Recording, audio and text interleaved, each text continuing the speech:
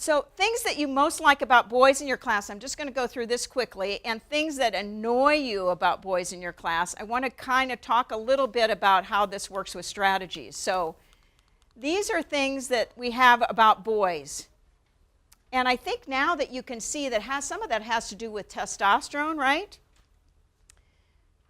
And here are some of the things that are a challenge. And also, that has something to do with testosterone. So testosterone has a lot to do with how kids act in the classroom. So those are things that we want to notice about that. So girls, what we most enjoy about girls, and what are a real challenge. What we enjoy, following the rules kinds of things, detail, you now know about the words, cooperating, pleasers, oxytocin. Challenge, drama's always number one. Too much detail, again, we know about the words, wordy, want to feel safe, they don't take risks. But why I bring this up is, and this is another strategy that I want you to think about, is on your report cards, there's usually an area where you can make comments about kids, not just the letter grades, but some comments. So what I did was I took what we most like about girls, what we most like about boys, and I put them together here.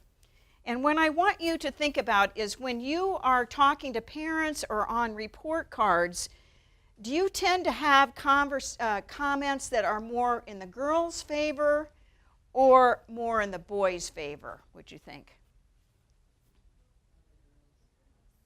Girls fit into the mold of school, don't they? Just easier than boys do.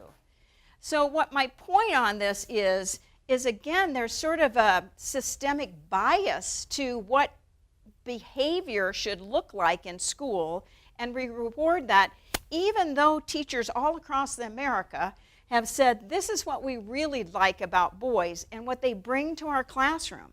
So as teachers, I'm asking you to think about how can you incorporate some of the things you love about boys and what they bring into your classroom into affirming it to parents, affirming it in the report cards, that sort of thing, so that boys tend to like school more. It's going to be more like, this is fun, I like it, that sort of thing.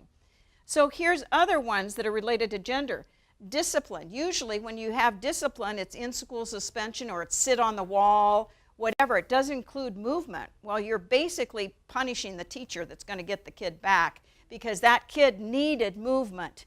So in playground, if they're going to need a strategy for that, I would say they need to run laps. They don't sit on the wall, or they go up and down steps. Don't keep them in for lunch, get them out for lunch so they get some of that energy out, but it has to be controlled by whoever's observing those kids out there. Homework is another big one. I used to do this, so 10% of their grade was based on homework. Who do you suppose completes more homework, boys or girls?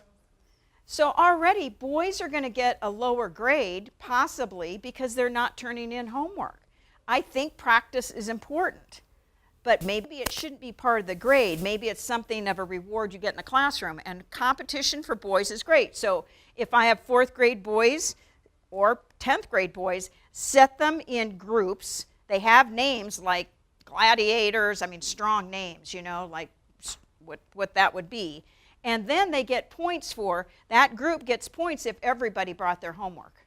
That group gets points if everybody's ready, got their desks cleaned up and ready to go when they're going to leave. And this works for girls too. But the idea is it's peer pressure now.